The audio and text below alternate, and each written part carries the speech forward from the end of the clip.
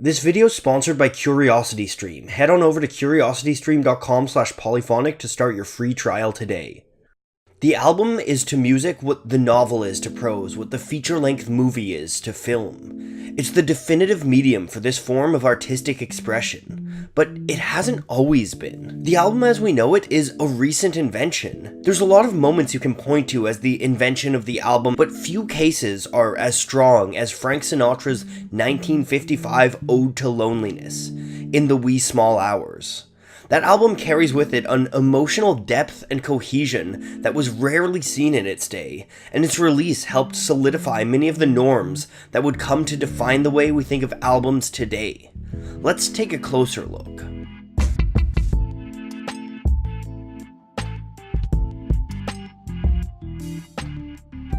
In the early 1950s, Frank Sinatra's career was rebounding from a serious slump. The back half of the 40s saw him lose status as the biggest artist in the world, as Sinatra fell to the wrong side of 30 in A Young Man's Game. But he persevered with his art, signing a new deal with Capitol Records and teaming up with the conductor Nelson Riddle. Together that pair released two albums in 1954, Songs for Young Lovers and Swing Easy. The success of these albums launched Sinatra back into stardom. But while his career was finding new life, Sinatra's personal life was in shambles because of a failing relationship with Ava Gardner. That relationship featured affairs on both sides, pregnancy scandal, and a constant media spotlight. It was all enough to drive Sinatra into a dark place. So when it came time to put together his third album with Riddle, Sinatra channeled this misery. Now, up until this point, most pop albums had mostly been collections of singles, new songs alongside jazz standards, designed to make their way into jukeboxes or onto the airwaves. And Sinatra was as good as it gets at that. But given his emotional state, he wanted to do something more. He didn't want his next album to be looked at as a collection of some nice songs. Sinatra wanted people to take him seriously as he showed off a painful, vulnerable side of himself. And you couldn't do that with a collection of chart toppers. You needed something more connected. So Sinatra picked songs that worked around a theme, broken love. He took this collection of songs and placed them temporally too. As the title suggests, it's an album set in the wee small hours of the morning. It's a special time before the sun rises, but long after midnight, a time for lonely walks down dead-end streets, a time of smoke and alcohol, and a time for reflection on lives and loves past. Frank Sinatra painted a scene around these liminal hours, and in doing so, he created one of the first concept albums.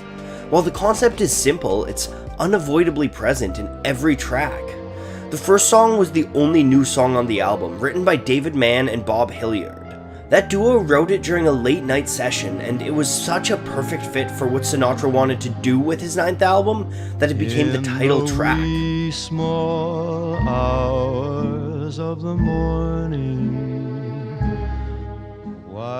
Both lyrically and musically, Sinatra sets the scene for the album with that song. Riddle's arrangements are slow and creeping, and Sinatra's voice is deliberate and vulnerable. That's the time you miss her most. When it comes to the rest of the album, Nelson Riddle is just as important in creating the mood as Sinatra himself. On the second track, Mood Indigo, he uses subtle string themes and a strained, muted trumpet that makes the song feel like walking down a dark, wet street. Said goodbye in the evening. One of the album's highlights is I Get Along Without You Very Well. That Hoagie Carmichael song was a hit for Red Norvo and his orchestra, but Sinatra's version couldn't really be more different than Norvo's.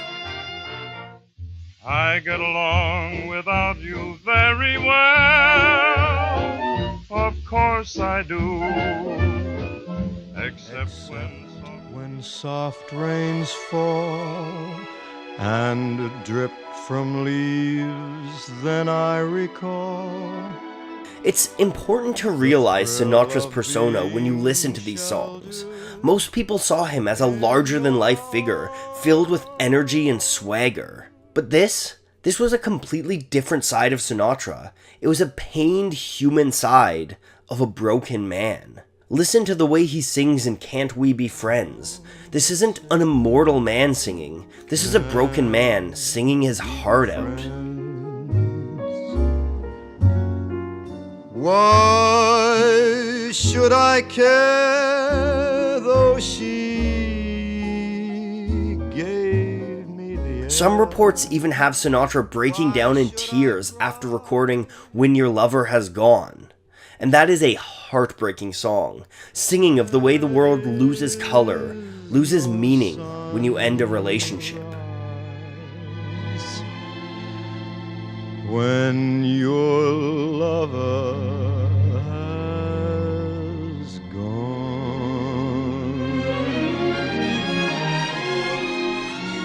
In the Wee Small Hours gains momentum as it goes. Riddle arrangements become more pronounced, Sinatra singing more desperate. In What Is This Thing Called Love, Riddle paints Sinatra's musings with descending runs of strings. Of me.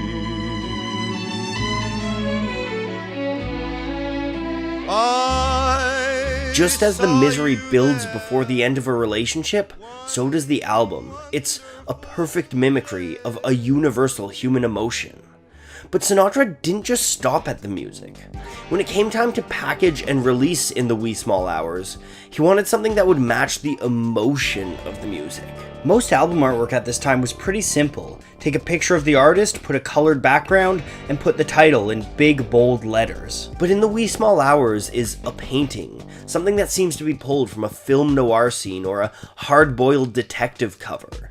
It uses a blue palette to accentuate the sadness of the songs within, and paints Sinatra as a lonely man in the wee small hours of the morning. The only part of the album that didn't fit with Sinatra's vision was its original printing. When In the Wee Small Hours was released, it came out on two 10-inch records.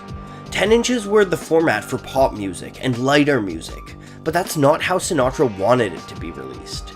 He wanted this record to be taken seriously, so he wanted it to be released in the format that serious music, at the time, classical music, was released on. 12-inch records. Eventually, the album's success convinced Capitol to release it as Frank wished, a pop album on a 12-inch record.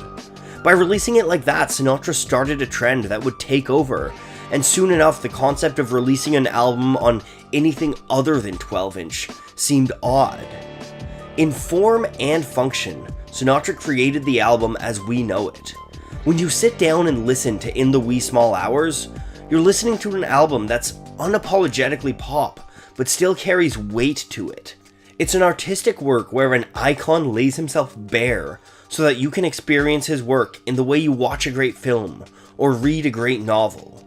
It's a coherent piece that showed the world a new side of Frank Sinatra and entirely changed the way we listen to pop music. Frank Sinatra is an incredible character in America's musical and cultural history. While researching this video, I kind of became obsessed with him and started to take in anything I could that was related to Sinatra. And while seeking out more knowledge on Sinatra, I found the great documentary Frank Sinatra or America's Golden Age on CuriosityStream. That was a fantastic overview of Sinatra's life, telling of how he went from humble origins to becoming America's first true superstar. And that's just one of a number of great documentaries that CuriosityStream has about music. They've also got a documentary that asks us if a computer could write a hit musical.